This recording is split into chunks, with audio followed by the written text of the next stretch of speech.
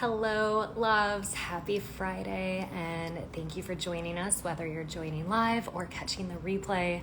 Thank you for being here. I am so honored to be having these conversations with these amazing, powerful women, and I am so excited to share the magic that is Tyler with you today. So, in celebration of my book, Someone I Love Lives Here, which comes out in 4.5 weeks on October 19th, but is available now for pre-order. So please pre-order a copy if you want to support the book. But in honor of this project, I really wanted to bring other women's stories forward. So the book is all about my journey with struggling with body image, disordered eating, and really loving myself and learning how to do that. And I know that sadly, I am not alone in those struggles. I know that so many women have their own story, their own struggles.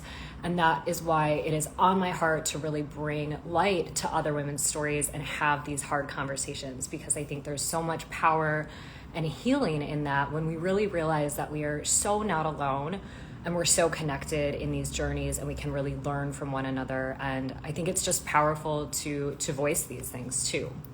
So I'm super, super excited for today. And I think I see Tyler is here. So Tyler, if you want to just send a request to join, I will look for that. I don't have the notification yet, but I can't wait to share her with you guys, just to give you a little background on what she's all about. Tyler Rowling is an anti-diet dietitian, a certified intuitive eating counselor, and a spiritual wellness coach. And she's also the founder of Food, Body, and Soul, where she helps women leaders find food freedom, body love, and soul healing so that they can embody their authentic expression and create the impact they are made for. So let me bring Tyler on here. Perfect. All right. Hello. Yay! Welcome. Hello. Hi, Tyler. Can you hear me okay? All good? Can you hear me okay? Yes. Just breaking up a teeny bit at the beginning, but Okay. okay, perfect. I think we're good. Well, hello. How are you today? I'm so good. I'm so good. So good to be here. So great to have you here. And you guys, I met Tyler just this summer. I'm not sure when. I lose track of time, Yeah, but anyways, hi, Lindsay. Nice to meet my Katie. Hi. Oh, love it. but yeah, instantly as you guys will see today, I told her this week, I'm like, you have the best energy. She just has this like warm presence and just a beautiful energy, like so much strength, but also just like so much love radiating from everything she does. So happy to have you here and excited for this conversation. Same. It has been a while since I got on Instagram Live, and I'm a little nervous. It's like, okay, it's a little rusty, but I think we'll get the hang of it. And yeah, I really connect with the work that you're doing, Justine, and I think it's so needed, and I connect with it on so many levels. And I imagine that so many listeners who are tuning in now and who are going to watch the replay have just been gaining so much affirmation and a sense of that they're not alone. Mm-hmm. I'm Yeah, totally. looking forward to sharing our stories. Yeah. Mhm. Yeah, yeah, I love it. And yeah, it really just helps you to feel so seen and Yeah. realize that, you're not damaged or broken, that unfortunately this is the norm for so many girls and women. And I think talking about it is a huge step in the direction of changing it. So yeah. Well, tell us in your own words what you're all about personally, professionally, whatever you want to share. Tell us a little bit about who you are. Yes. So multidimensional. So many layers to our being. For me, kind of how I'm showing up in the world is really from a place of authenticity and love and connection. And, you know, that's most importantly like how I'm showing up in the world. But from like a business standpoint and kind of professional standpoint, what I'm doing is I'm a anti-diet dietitian and certified intuitive eating counselor. I also work full time at San Diego State University as a health promotion specialist, where I do nutrition programming and one-on-one counseling for students who have eating disorders or who are just wondering like, how can I eat healthy as a college student? And then I also facilitate a course on how to prevent sexual violence and consent among Greek life on university. And then I also own my own business, Food, Body, and Soul, where I do coaching with women and really helping them tap into how their relationship with food and their body is so much more than just the surface level of your eating patterns and how you feel about your body. It's really this disconnection from one's authentic truth and what I call soul. So it's reconnecting with her and remembering who she is, you know, before societal beliefs and diet culture and all that started playing a role. Yeah, I love that so much. And just even the title of your business, Food, Body, and Soul. And yeah, really getting back to who we were meant to be before we got all these messages from the world. Because I feel like for me, when I went through the process of unlearning all of these things and kind of rejecting all of these rules and writing my own, it was this reconnection with, almost that little Justine, the inner child, and really bringing her back, and her passion, her fire, and stepping into being who I was always meant to be. So I love how you said that. There, Yes, ladies and gentlemen, she has arrived. totally. And I think it's so cool that you are helping college kids with these things, because I don't remember having any sort of resources when I was in college, and that's a time that I really really could have used a lot of this stuff. So that's so amazing that you're getting to share this work, and just be a light for college students. Yeah. And that's when my eating disorder happened. So it almost feels like life kind of came full circle. And Mhm. that as I do my work on the university, there's so much healing that talk about inner child or inner, adolescent, inner 19-year-old, 20-year-old. It's incredibly healing. And I feel honored, to be paying it forward and kind of being that guide for those young 20-year-olds who that was when I was, in the thick of my eating disorder and being like, you're okay. You're so loved. Like, you're so loved. Yeah, yeah, so beautiful.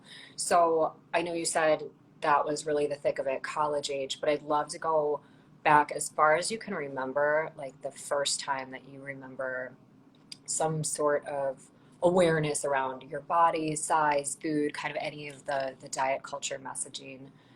What is your earliest experience with that? Yeah. Earliest experience, was first just being raised with parents who were entrenched in diet culture.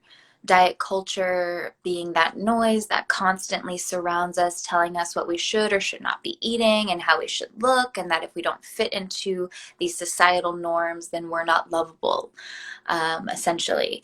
And so I received a lot of messages from them, not directed towards me per se, but as children, we internalize so much of what our parents say about themselves and Mm-hmm. not conscious of it.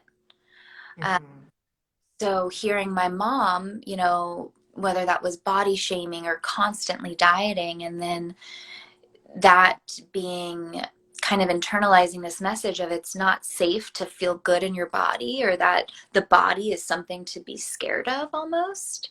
Um, and then it was, actually growing up before I developed an eating disorder, people thought I had an eating disorder because of my size, because I was an athlete and I grew up as a competitive synchronized swimmer, which is, we know within the aesthetic sports such as swimming, or synchronized swimming, dancing, wrestling, any sort of sport that requires, you're judged on physique in some ways, you see a higher rate of eating disorders. Mm-hmm. Ironically enough, it wasn't until I got into college, because my body started changing. I started eating differently. I wasn't exercising anymore. I had went from exercising, twice a day, hours and hours every day, to like nothing. I was drinking a bunch, that party culture in college, not getting sleep. Um, and my body changed. And at the same time, my life was a complete, can I cuss on here? Yeah, sure. I don't know what Instagram will do, but I'm here for it. A complete shit show, for lack of better words. Yeah. And my Yeah. life was chaotic. My parents were going through a divorce. My mom was suffering with an addiction to alcohol, and it just continued to get worse. My dad, I grew up Southern Baptist, and so within the context of purity culture is this belief that, you're, especially as a woman, sexuality and that sort of thing in your body is something to hide, something, to be ashamed of almost. And so these are all these messages that I had been internalizing from a very young age. And then come college, when my quote unquote support system, my parents, I see students, having their parents bring them to college and move into the dorms. And I, I just felt very alone and lost. So the one thing that I could control was food and my body. So that was a huge reason why I decided to study nutrition and become a registered dietitian, was because of my unhealthy obsession with food and my body. And I think Mhm. a lot of folks who get into nutrition, unfortunately, we also see a higher rate of eating disorders within the field of dietetics itself, because there's a lot of diet culture, a lot of good food, bad food, talking about weight loss, number on a scale, and all of these seeking things outside of ourselves to find a sense of validation and being okay, versus tuning inwards and listening to our bodily wisdom. Mhm. Wow. Yes. So I am blown away. Like it's so interesting we're having this conversation live too, because I'm blown away by how much I can relate to everything you said. Mm, And my parents also went through a divorce right as I was finishing my senior year of high school and going into college. mm, And as I've looked back on my story, that was an incredibly pivotal moment in my relationship with food as well, because I can remember at 17, almost 18 years old, actually consciously deciding to stop eating or eat as little as I could, because again, I didn't know what else to control. And mm, I also like I did not feel okay, and I didn't know how to advocate for myself or ask for support or vocalize what I was feeling. I didn't even know how to process my emotions. So in my teenage mind, I thought if my body spoke for me and looked very unwell, I would get the kind of attention and support that I was craving. And yeah, so, yeah, and just, with going off to college, and that's just such a, I can remember at the time too, it's like, we're adults, we're 18, but like now we look back, I'm like, oh my gosh, college, it's like babies, you're, oh yeah, yeah, your brain, the way you're making decisions, our brains aren't fully developed. It's just such a delicate time, I think, anyway. And again, to have your whole foundation of like your family rocked at that point, I think is really, really devastating. Not that it isn't at any age, but I can just so relate to the experience of going into college. And then I was the same way with the drinking. It was the first time I ever drank when I got to college, and I was like mm, all into that because yeah, numbing out, yeah. So normalized, it really is. Hmm. Mhm. Yeah. And then what you shared too about internalizing the messages we get from our parents, I can completely relate to that as well with, my mom's relationship with her body and her being so critical. And it kind of passed on to me that as a woman, so many things can be wrong with you. And, Mm, that's a real problem. Like any of these flaws mm. are, something to be ashamed of or fixed. So, mhm. So much unpacking that we could do around the messages that we internalize from a young age and from society and culture. It's like, you know, this is why I'm so passionate about this work, and I know you can relate to this because so many aren't aware that awareness is lacking. And so Mhm. once you wake up to the diet culture, once you wake up to being able to identify what is yours and what isn't yours, and I said this before, but I just love it so much. It's peeling back the layers. It's this unbecoming, it's this unraveling to remember who you truly are before society and fear and those negative beliefs started impacting the way that you navigate your world. Absolutely. Yeah. So, one of the aspects of this that I think is so heartbreaking is the way that these issues seep into every area of our lives. Yes. So, with your journey, what what areas do you see that were really affected, or what do you look back on and see, wow, that really had a huge impact on this or that? Like, what would you say for that? I mean, all of it. Hmm. Because if you think about it, if we don't feel safe in our bodies, if we don't feel at home in our bodies, we're going to have a challenging time showing up confidently, showing up in our sovereignty, and our most authentic expression because we don't feel safe within ourselves. So what I noticed and some of my patterns that I had to heal from was this pattern of constantly seeking outside of myself, whether that was through my body and changing the way it looked or obsessing about the way it looked, um, or whether that was through relationships, kind of these codependent relationships where I was seeking these partners that were emotionally unavailable, and kind of that push pull dynamic that can be really addicting and kind of intoxicating.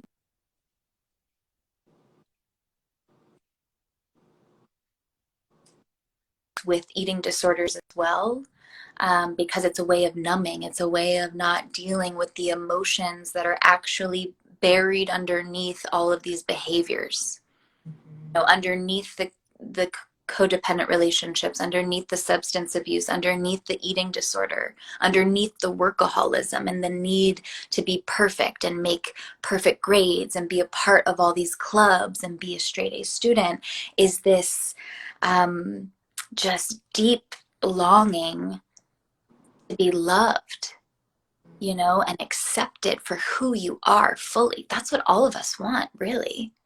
Hmm. And so I know that was kind of a rant, and I hope that answered the question. Totally, totally. And rants, tangents, all welcome here. Yay, amazing. What Hi, was that? I see. I'm just saying hi to my friend Alistair and Leah. It looks like they joined, but Awesome. mhm. Um, yeah, yeah, so powerful what you just shared. So one of the big themes of my book is burn the rule book. And this is really just telling people, you already hit it right on the head, of like really bringing our programming, any of these messages that we internalized at a young age, bringing them to the surface and then taking a look at them and saying, is this my belief? Is this someone else's? Is this what I want to believe? Is this serving, right? Yes, exactly. Yeah. So with the whole burn the rule book theme, I basically tell people to, throw away, unsubscribe, yeah, get it out of here. Play. um, Anything that's no longer serving. So what would you say if there's one big one or a couple, but what rules have you thrown away and instead created your own more empowering truth around? Yeah, I love that so much. Like, throw away the rule book. Um, oh, well, some of the rules that I have gotten rid of or replaced with affirmations and mantras have been that who I am is perfectly imperfect. I don't need to be fixed.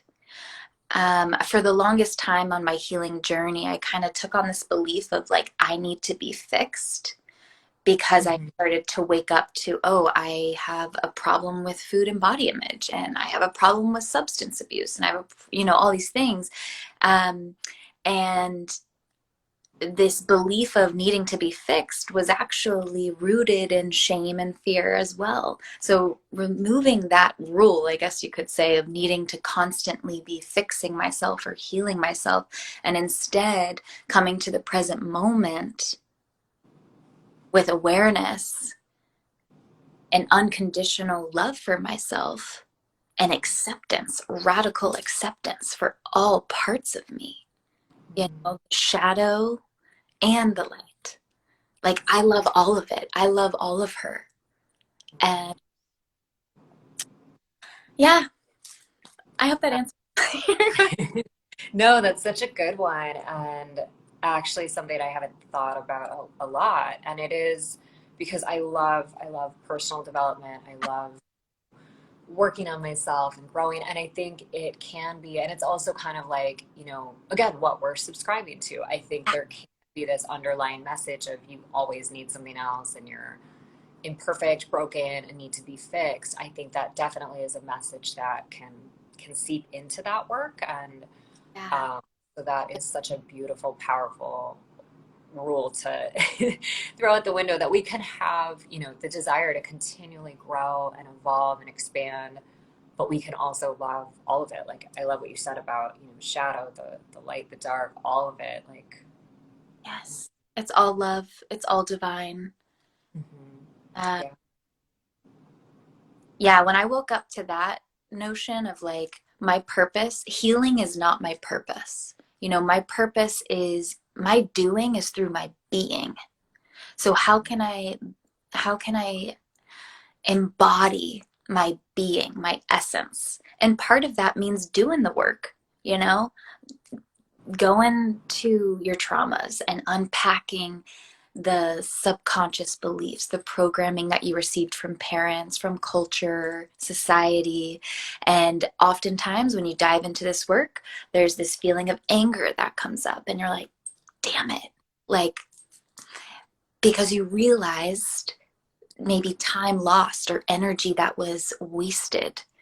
But really, it's still part of the bigger picture. It's all perfect. And when the anger starts to be replaced with radical acceptance and compassion, then that's the juicy part.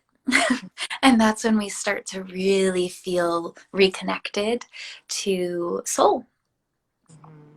Yes, yes, so beautifully said. I tend to speak in kind of meta. So if it doesn't make sense, I apologize, but it tends to be kind of like, No, I love it. I love it. I'm like, yeah, you're speaking my language. That I think, I mean, I know you get this. It's like when someone is speaking the truth, even if not everything lands for you that day, it's like you just have this sense of like it's the truth. And that's where whenever people are like, "Oh, I just got chills," I'm like, "Yep." So I love it. Yeah. Well, and it's so beautiful when we're able to have that radical acceptance, as you said. Things lose their power over us, their hold over us, and that in itself is so incredibly healing. And looking at my journey, as I'm sure for you too, it is painful to see all the years that we kind of were subscribing to these messages and not feeling yeah, enough, not feeling good enough. It's heartbreaking to look back on, but at the same time, it's like I know with every cell in my DNA that like that was always meant to be my path. And there's no way, I'm sure for you right. too, there's no way we would be doing this work today had we not been in these low places. Yeah, you could even say, in a way, we chose this path. And Yeah. when we stop pointing fingers at other people and we actually step into self responsibility of like seeing how we played a role in it, and Mhm. when we're ready for that, woo, that's powerful, because then Yeah. we have the power, right? We chose this. Maybe our soul chose this if you subscribe to that belief. So, Yeah. whatever works for you, whatever floats your boat. Yeah. Yeah. Totally. Totally. So So talking about those low points, Hmm. if there's a woman watching this today who is at a low point, kind of at a dark point in her journey and really, really struggling, Yeah. what what would you share with her? Like what would you say? What would be the first step? What would you share? The first thing I would do is I would invite her to practice dropping out of her mind and into her body. That she doesn't need to intellectualize what's going on in her life right now. Sometimes it's helpful. It's easier for us to intellectualize things because it's easier on our nervous system because we don't have to feel as much. But I would invite her to close her eyes, take deep breaths. She can even, what I love to do with my clients actually is have them like wrap their arms around each other or themselves, whether it's grabbing their elbows or actually physically grabbing themselves, and just like, oh, it's almost like you were holding a baby, that sort of love that you would give to a newborn, you're giving to yourself. And actually like humming, and these sort of things have been shown to soothe our nervous system. So what I'm noticing with my work is that the nervous system plays a huge role in our healing.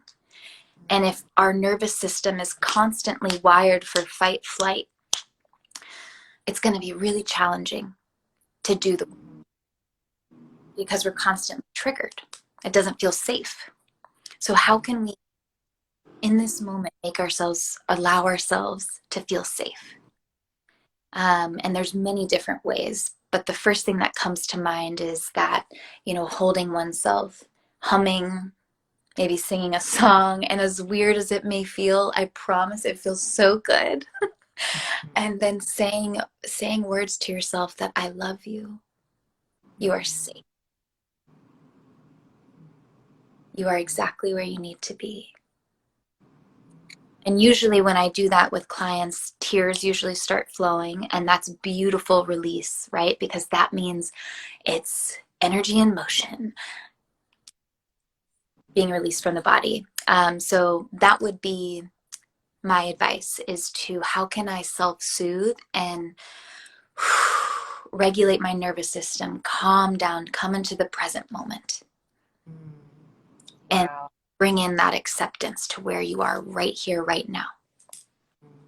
Yes, I love that you shared that. I'm like receiving that for me because I know so many others will love it as well. But actually, just this morning, I had a session with a spiritual reader, intuitive, and she was sharing that I'm intellectualizing all of these things and kind of making sense of certain things, but I have a tendency to like everything in the mind, in the head, and not really embody things or drop into my body and give my brain a rest.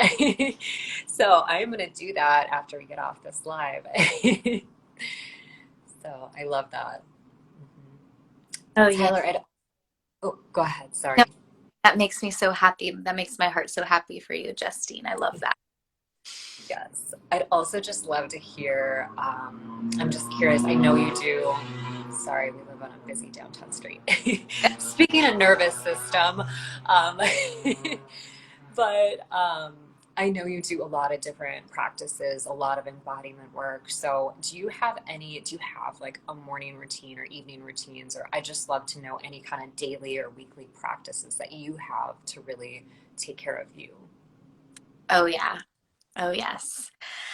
Um, dance, movement. I love dance, and it doesn't necessarily have to be choreographed dance, but usually first thing when I wake up in the morning. More recently, what I've been doing is there's this artist, her name's Tony Jones. On Instagram, it's I am Tony Jones. And she has these albums that are just mantras. So I love working with mindset and embodiment. So connecting the two. So having the mantras and then moving the body to song and just uninhibited. And it feels really weird at first. And you're like, what the hell am I doing? Because I know I certainly felt that way. But then over time, you start to connect more to your body. you know, Mhm. and you actually get to feel, because the power with affirmations isn't just saying them, it's feeling them. It's actually Yes. able to feel what you're saying. And so I feel like when we bring in the movement with the mantra, it just, whew, it's yum. Mhm. It's really delicious. And you Mhm. feel really great. And then you maybe drink some coffee and you're like, woo, and you're ready to take on the day. Yeah. I love that. I love that. And I need to bring that back in too. For a while, that was one of my morning routine practices, is even like 5 minutes, but dancing, moving your body. And again, it sounds silly, but for me, like within seconds, I feel such an energy shift. And a lot of times I'll even like giggle or like, smile to myself. Like, I don't know, it just like it makes you happy because the body wants to move and have fun. And Yeah, you think back to when we were children and like maybe we don't have conscious memories of this or maybe we do, but we love to move our bodies, you know? Mhm. It was so natural for us to move our bodies. Um, so reconnecting with that and also breath work. I love breath work. I think it's an excellent tool to use to also help you drop out of the mind and into the body. Um, and then of course journaling. I love journal practice. Yes, thank you. All such powerful practices. Hmm. Well, thank you so much, Tyler. By the way, with dancing, you guys have to watch Tyler's stories. Definitely go follow her. She is one of my favorite people to watch. Just everything you do. I'm always like, to me, you are like the fire emoji. I'm always throwing flames at you in the best way. I received that. um, That is such the best compliment. Yes. Yes, yeah, and that's how I feel, like really.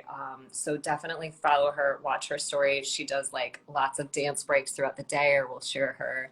The choreographed dancing is so cool too. So definitely so much fun to watch everything you're doing, and it's really inspiring. And again, even just watching it, like for me, is a beautiful energy shift. So I Yeah. just had to tell you that too. We're all walking each other home. You know, thank you for the energy that you provide as well, Justine, and the light that you give to this world. Thank you. Thank you. This was amazing. So. Well, have a beautiful weekend, Tyler, and everyone watching. And like I said, definitely go follow her, and we will see you guys very soon. Big love. Thank you. Thank you. Bye. Bye.